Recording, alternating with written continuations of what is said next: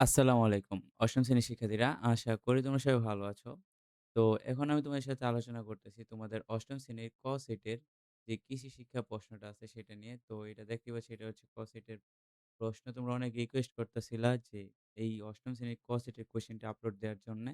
তো দেখো তোমাদের ক সেটের যে ১ম যে শ্রেণীয় পরীক্ষা আছে তার মধ্যে থেকে দেখো কি আছে। এখানে একটা সৃজনশীল আছে।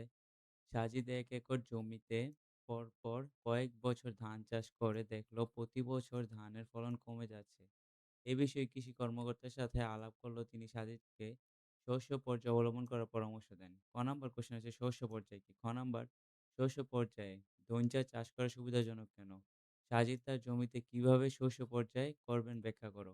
সাজিদ কৃষি কর্মকর্তার পরামর্শ গ্রহণ করলে কিভাবে লাভবান হবেন বিশ্লেষণ করো।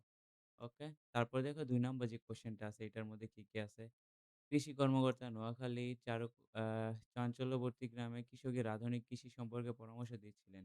তিনি জানালেন, বন্যা, খরা ইত্যাদি সমস্যার সমাধান করার লক্ষ্যে বিজ্ঞানীরা নতুন ফসলের জাত উদ্ভাবন করার চেষ্টা চালিয়ে যাচ্ছেন। তিনি গ্রামের কৃষকের আধুনিক কৃষি সম্পর্কে অব্যাহতি করার জন্য প্রয়োজনীয় কর্মসূচির আয়োজন করেন। তো এই যে দেখো এখানে কোয়েশ্চেন গুলো ভালোভাবে বুঝা যাইতেছে, ঠিক আছে? তো এটার পিডিএফ লিংক কমেন্ট বক্স এবং ডিসক্রিপশন বক্সে দেওয়া থাকবে। তোমরা চাইলে সেখান থেকে কালেক্ট করে নিতে পারো অথবা আমার ভিডিওর মধ্যে থেকে তুমি চাইলে স্ক্রিনশট নিয়ে নিতে পারো। এই দেখো মাত্র ২ টা সৃজনশীল। তারপর দেখো এই হচ্ছে গিয়ে এমসিকিউ গুলা। আন্তর্জাতিক ধান গবেষণা ইস্যু আইআরআর কোথায় অবস্থিত? তো এগুলা অ্যান্সার টা তোমরা খুব ইজিলি ভাবে পাইবে। এগুলার অ্যান্সার গুলা অনেক কঠিন না। এগুলা তোমার বইয়ের মধ্যে এবং যেকোনো জায়গার মধ্যে পাইবা। তোমাদের গাইড যার যে গাইড বই আছে সেই সব জায়গায় এগুলার অ্যান্সার কিন্তু তুমি ইজিলি ভাবে পাইবা। ঠিক আছে? তারপর দেখো ৯ পর্যায়ক্রমিক ভেজানো শুকনো পদ্ধতিতে মানে যাই হোক এগুলার অ্যান্সার তুমি ইজিলি ভাবে পাইয়া যাইবা। আলু পটলের রিলে চাষ করতে কত সেন্টিমিটার? ওকে। এই যে দেখো লাস্ট দেখো এবার শ্রেণীর কাজ কি আছে তোমাদের? সংক্ষিপ্ত প্রশ্নোত্তর কি আছে? উন্নত বীজ কি? সুষম সার বলতে কি বোঝায়? জৈব কৌশল কি ব্যাখ্যা করো?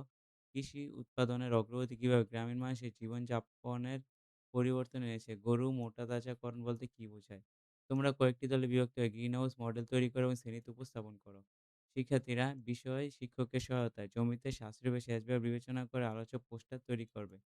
তারপর দেখো আর কি আছে? এখানে দেখো পরিকল্পিত কাজ কি আছে? বাংলাদেশে কৃষি ফসল উৎপাদনের প্রতিকূল পরিবেশে জলবায়ুগত উপাদান, পরিবেশে উপাদানগুলোর ক্ষতিকর প্রভাবসমূহ বর্ণনা করো। নার্সারিতে বীজ বপন উপযুক্ত মাটি প্রস্তুত করে দেখাও। তো শিক্ষার্থীরা আশা করি তোমরা এই কোয়েশ্চেনটা পেয়ে খুশি হয়েছো এবং তোমরা যারা আমার চ্যানেলটি সাবস্ক্রাইব করো নাই পরবর্তী কোয়েশ্চেনের জন্য অবশ্যই সাবস্ক্রাইব করে রাখবা গাইস। ঠিক আছে? ভালো থাকবে সবাই। আল্লাহ হাফেজ।